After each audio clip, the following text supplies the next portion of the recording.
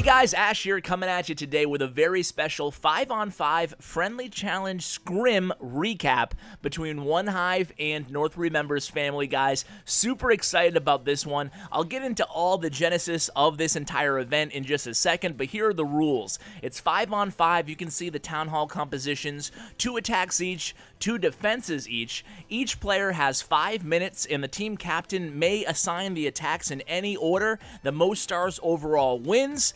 And if there's a tie, the most 3 stars win. If there's a tie on 3 stars, it's a Town Hall 11 face-off. The winning team gets $100 to disperse amongst its winners, and that's about it, guys. So the format of today's episode is kind of going to be, I'm going to go through and play the first few attacks from this scrim, and as I do so, I want to talk a little bit about this event, how it came to be, a little bit of the rules and how I came up with them as compared to the one that was just hosted in Helsinki. YouTubers versus Reddit. You guys may have seen the live stream there. I actually checked it out myself.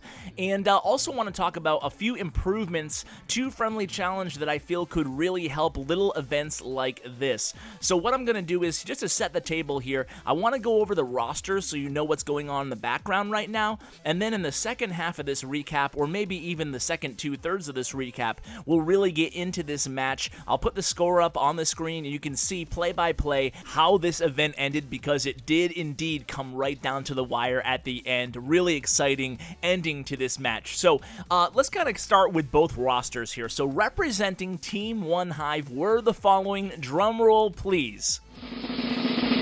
Sloffels, hailing from the Netherlands, co-leader for 10 months, favorite attack, Shattered Hobo. Next up is Megan Mo Money, aka the Sexecutioner, Texas, USA. Elder, 11 months. We have Duche, the team captain from New York, USA, co-leader 16 months. We have IU Jimmy, Indiana, USA, 5 months in Onehive. And then we have Quee, Chicago, USA, 1 month in Onehive. Queen Walk into Valk is the favorite attack. Now let's cover North Remembers roster. So starting with Larry, the team captain, hailing from USA, co-leader from North Remembers, 9 months in the clan. We have Sinner's Demise from the UK, co-leader from North Remembers, 16 months in the clan.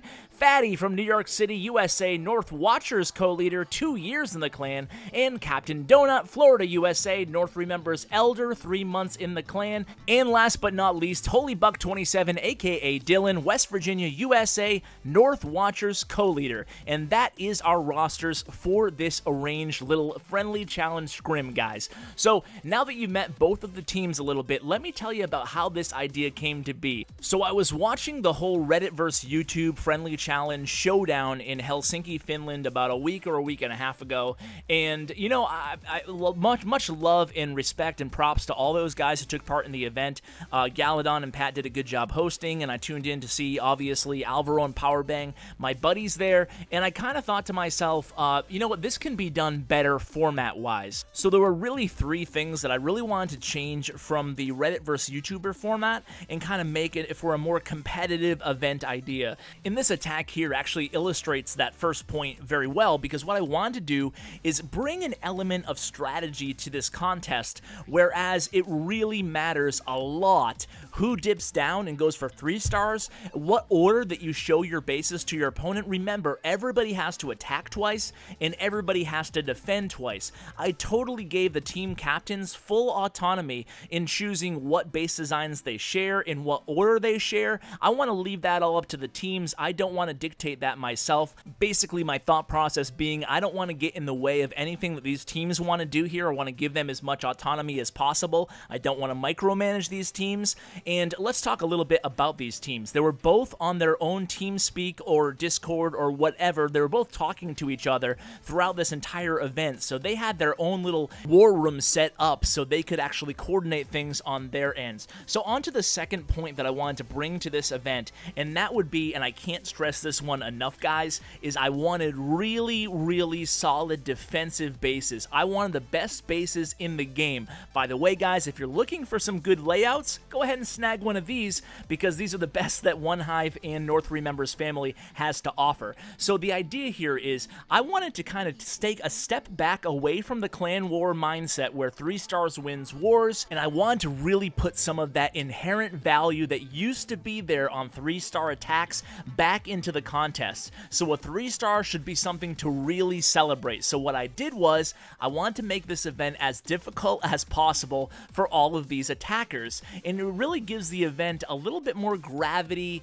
and it really makes it seem more challenging, offensively speaking, than you see in normal clan wars. So how did I do this? Number one, obviously the bases are a million times more challenging than you saw in the Reddit vs YouTubers event. Number two is I only gave these teams 5 minutes to plan who's going to attack, to fill their clan castle troops, to gem their entire army up, and to actually hit that attack button. So very, very little planning time. A lot of this just comes down to being purely instinctual on your attacks, because really you had a chance to look at the base, to gem your army, and that's pretty much it. So this is going to actually bring us to one of the nicer attacks in the first half of this war. It's Sloffles for Onehive, using a little CB go bow ho here, and basically these Town Hall 9 attacks actually have gone from being somewhat irrelevant. I shouldn't say irrelevant, but you know how clan wars are with Town Hall 9s. You can't win a war with Town Hall 9s in most clans depending on your composition,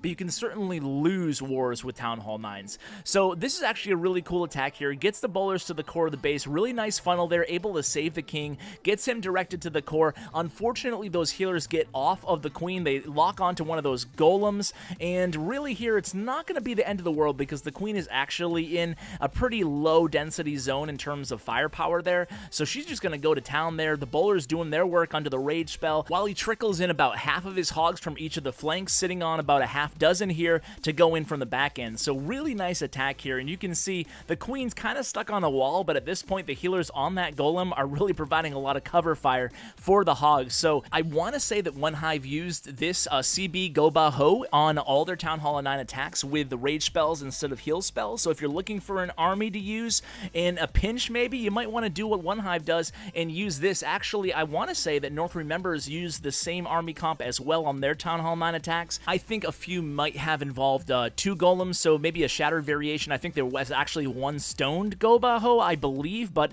don't quote me on that. We'll actually see coming up, but you can see that obviously this is kind of a go-to army comp for not a lot of time to planning for both teams here in this event, and it certainly worked out pretty well. This is a very nice 3-star attack here by Sloffles from Onehive. Again, guys, not a lot of time to plan on these attacks. I think it's really a lot of people in chat understood. Jake, by the way, very kind to live stream this entire event last night. I'm actually recapping it the next morning because, boy, these recaps take a lot of time. 20 attacks to sift through, guys. It's actually a lot of attacking going on in a short period. It only took 2.5 hours, so there's pretty much constant attacking, and that was really the third thing. I kind of got off point there a little bit, but the third thing I wanted to bring into this event, guys, was to keep the speed moving. I think they did a good job of that in the Helsinki tournament, but it was really important to me that we kept that speed going for this live stream as well, because I wanted this to be very entertaining to watch instead of having like 20 minutes to a half an hour downtime before the viewers could see these live attacks. So those were really the 3 things. A lot of strategy, the best defensive bases in the game. Remember, this game is really about offense and defense, but because of Clan Wars, we tend to forget that. We tend to focus 99% on offense, 1% on defense, at least a lot of clans do, and I really wanted to bring defense back, so that's why I really made it important that people focused on their defensive layouts here and made it as challenging as possible, and it brings in all sorts of ideas and strategy into the event. So look at here, Jimmy is attacking right now, Jimmy from Onehive, and he's attacking into Sinner's Demise, and he chooses to go directly into the Town Hall, bringing 2 freeze spells for the to protect the bowlers as they get to the core of the base. He's going to also bring a heal spell, a really nice move here to get the bowlers back up to full health in between the time that the Infernos are being frozen. So a really smart attack here. It's not going to be a 3-star, but you can see it's possible the 3-star with this type of attack strategy if the AI goes perfectly.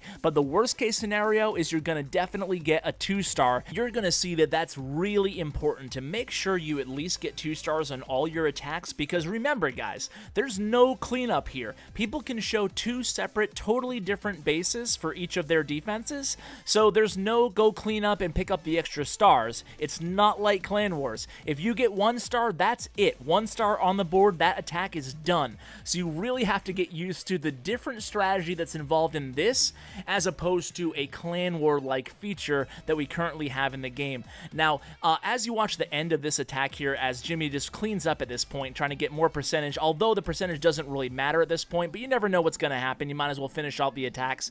But I do want to mention a few things that we really need badly if Supercell is going to allow us to try to do these events with the least amount of hassle possible. And I think without a doubt, the biggest thing that Supercell needs to give us if they want to see more of these friendly challenge events without us having to jump through a million hoops to make them happen is there needs to be a way to just fill your own or set your own defensive and offensive clan castle troops. Especially defensively, it shouldn't have to cost troops. You shouldn't have to be gemming and switching up your entire clan castle composition for every single friendly challenge. Defensively, just allow us to put whatever troops we want to in our clan castle. I mean, offensively, you don't have to expend any of the troops that you actually use in these friendly challenges. So why do you have to expend, the defensive troops? It doesn't make any sense.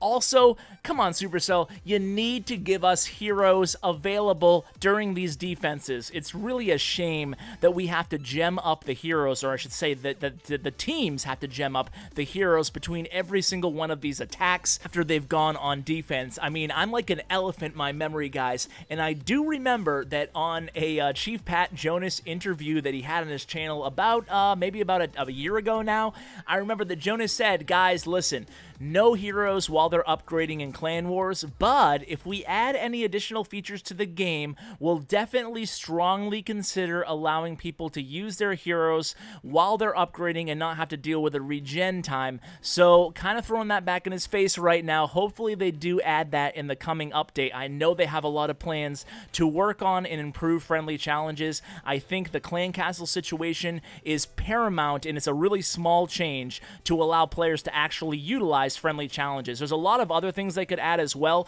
One of those obviously being that they could simply just give us the ability to have the friendly challenge up all the time. Having the player have to be online or the friendly challenge disappears really is a hassle. There ought to be a way that you can just go ahead and attack bases and practice at repetition without having to have the defender actually be online at the time. They ought to be able to give us default bases at the very least. Something like that would be really easy, and it would definitely benefit us hosting little events like this. So this is a really nice attack here by Dylan, especially, again, guys, considering A, the base, and B, the fact that he didn't have any time to plan it out. He had a really long queen walk, and he was able to bust her in there with some wall breakers and a jump spell, take down that Inferno Tower in the southwest, and then send in the mass miners from around the eastern part of the base. He's actually going to get both Inferno Towers down, which is obviously the #1 goal on these mass miner attacks. Usually when you can take down one Inferno Tower with just the queen walk portion of the attack, you're looking pretty good, probably at a 3-star, but unfortunately, Dylan loses his queen right here. Pretty defensively tough area there around 9 o'clock on this base, but his miners are going to stay alive. The healers do go ahead and migrate over to the miners. Unfortunately, again, they get right in the range of that air defense there, and the healers go down, and without the healers, the miners aren't going to be able to pull off this 3-star, but a very nice attack nonetheless. As we transition to the next attack and pay more attention to the actual recap here and how things went down towards the end, I do want to share a little bit about how I came up with this idea. So after I saw the Helsinki tournament, I messaged Onehive and North Remembers because I had a previous relationship with the leaders of both clans, and my idea was, initially I thought maybe I'll make it Elite Nation versus Onehive or something like that, or Elite Nation versus WHF. I had that kind of idea, but then I thought to myself, you know what, we just did an Elite Nation or a Clash with Ash versus Onehive clan war matchup. Why not get as many clans in the community involved as possible? And I do want to continue doing this type of event, so I want to take clans. They don't have to be elite war clans by any stretch, although they can be, and I want to take clans that are well known in the community, people who take the time and effort and energy to actually engage in this awesome community. I want to reward them by giving them highlights of their best 5 attackers go head to head with another clan. So that was the whole concept and how this thing came to be. So now let's transition. I'm going to put the score on the board right now at the time of this attack. See, North Remembers has a 1-star lead and there's only 4 attacks left after the results of this attack. So if Karam can get a 3 stars right here, it gives North Remembers a pretty comfortable 4-star lead. However, it's important to remember that Onehive still has a Town Hall 11 attack, Megan Mo Money, aka the Sexecutioner, so we'll see how this one plays out here. Karam starts off with a nice long and safe Queen Walk. He uses 1 rage spell on the Queen Walk, the other rage spell used on the core. He has 2 jump spells, basically allowing the bowlers to access the entire core of this base, slowly make their way towards the enemy king and queen, and then he has plenty of hogs that he kind of trickles in here surgically along both the 3 o'clock and 9 o'clock quadrants of the base, basically just allowing these hogs to do a lot of the heavy lifting on the perimeter there, while the bowlers take out most of the entire core of the base, and then he sends in the rest of the hogs, and look at this, few wizards left for cleanup, makes very, very easy work of this base, makes it look really easy. Again, can't stress enough how difficult it is to get all the work done, filling the clan castles, dipping out of the clan to fill the defensive clan castles, getting your next challenge up, figuring out who's going to attack next. There's a lot of work to be done in 5 minutes, and of course I talked to both of the teams afterwards, and they both said the same thing. Man, it is absolutely hectic and crazy on our end. I'm sure they all had one of those like brain freeze headaches after this event, because it's basically non-stop. They're doing something. They're planning for their next attack. They're planning who's going to defend next for their team. There's a lot of strategy that goes into an attack like this. So to get you guys caught up, here's the score now. North Remembers 16, Onehive 12. Onehive has 2 attacks left. North Remembers has 1 attack left, but it's a Town Hall 9 versus a Town Hall 9. So basically a lot of pressure right now on Megan Mo Money to convert this 3-star. I want to say it's the only dip of the war. I think it is. So basically if she doesn't get this 3-star here, all North Remembers needs is 1 star to lock things up here. So basically creating a really nice funnel. She's going to come in from the northwest with a mass miner and bowler attack. So let's see how she tackles this base. Starts out with a lot of patience, using minions, baby dragons, really establishing this funnel for the bowlers and the heroes here. The objective is going to be, obviously what she's trying to do is take down that northwest inferno tower using the bowlers and the hero portion, and then send in the miners. But unfortunately, a really smart move here by North Remembers, putting up a pretty decent anti-bowler, anti-miner base, and putting the golem in the clan castle, really trying to hold up those troops as they engage that inferno tower. Forces Megan to use the Eternal Tome ability right off the bat there, while they finish up with that golem, finally take down that inferno tower. Fortunately for her, the heroes make their way to the center of the base, but they forget the queen. The queen is kind of hanging around the perimeter there. She's going to go down at the hands of that cannon right now. So now it's really just time to rely on the rest of these bowlers and miners for the most part. The Grand Warden is being targeted by the Expo, so the Grand Warden's time is almost up as well. He goes down right about, oh, look at that last minute save there by the Grand Warden.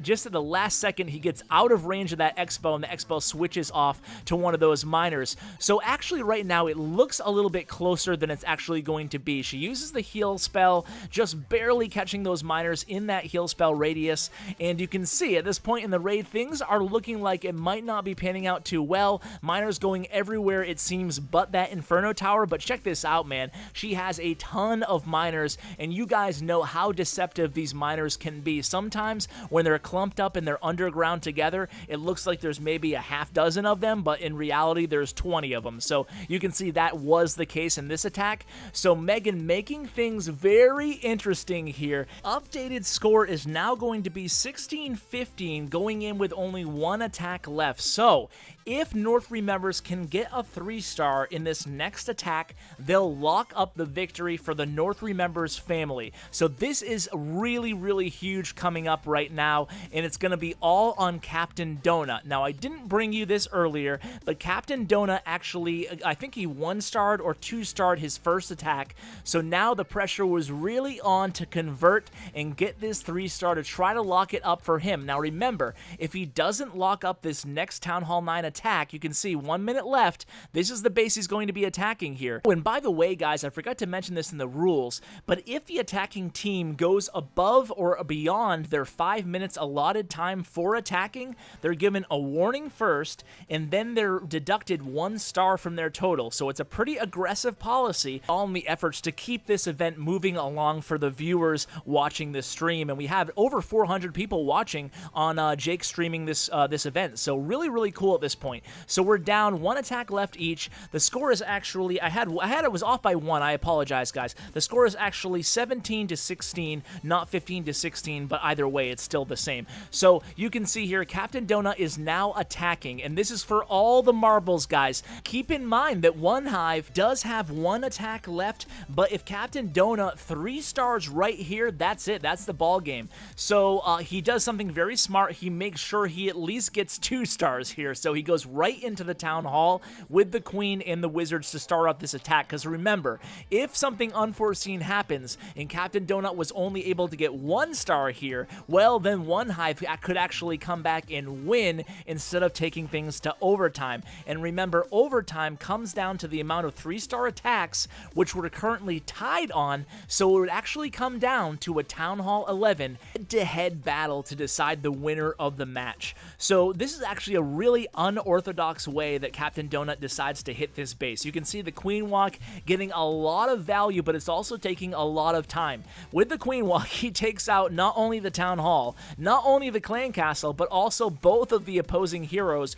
only using 1 rage spell to keep her up, obviously keeping the Queen very clear of those 2 expos, which are both concentrated around the southeastern part of the base. So now it's time to attack from the opposite end of this base, and look at the Queen there. If you can track her progress throughout her Queen Walk, you'll see she's basically going to make her way all the way from 12 o'clock all the way to 6 o'clock on this base. So a really valuable Queen Walk. The only real question in my mind at this point is, did it take too long? There's only a minute and 30, a minute and 20 left right now. So here come the bowlers. Here goes that jump spell. And as soon as the Barbarian King and the bowlers get to this little jump spell, get to the core of the base, he's going to start flanking them with his 2 groups of hogs, basically trying to clear this base in a big sweeping motion from 6 o'clock all the way to the Queen over there at 9 o'clock. And here it comes. A lot of hogs here using that heal spell immediately once they engage that really tricky defensive concentrated area in that southern compartment there. The hogs do run into a little bit of a hiccup there, having to go against an Inferno Tower and that Wizard Tower up near the bowlers in the north there. But look at this. The rest of the hogs are all still alive from that southern flank. They make their way easily onto that air sweeper, and now it's just going to be a matter of time. Now you can barely see it right up here, guys. You can see there's a Tesla in a builder's hut, a Troll Tesla in the north, there's a Troll Builder hut in the far west. So at this point in the raid, I'm thinking there's probably not enough time. I mean, now the hogs are heading up north, but there's only 20 seconds left. Thankfully, these hogs actually have time probably to run all the way over to around 9 o'clock to take down that builder's hut, but does the Queen have enough time to take out the rest of these buildings? Well, it is only an army camp, a gold mine, and a barracks. Luckily, that hog is on the barracks. The rest of the hogs are getting to the builder's hut, and it's 3, 2 seconds left on the clock, and Captain Donut pulled it off with the impressive 3-star attack, and that's gonna be it, ladies and gentlemen. That puts it out of reach for Onehive, so the final score isn't actually done yet, because it's up to Onehive if they want to concede the match or play things out. Just for the interest of time here, they did indeed decide to play things out, and the final score was, drumroll please, North Remembers 20, Onehive 17. So hats off to North Remembers. It was actually closer than those 3 stars might indicate up until the very end there. You guys saw it. So huge shout out to both of the clan families for making this happen and putting up with my organization qualms throughout the entire week. I'm very happy that it all came together really flawlessly. It seemed like people who watched the stream, and again, a huge shout out to Jake for streaming this, but it seemed like everybody who watched really enjoyed the fast-paced nature of the attack. So hopefully Supercell can listen, maybe add some of the changes that would make these easier to go ahead and host and conduct on our own. And guys, thanks so much for watching the recap. I hope you guys all enjoyed it. Thanks so much for watching, and as always, take care, guys.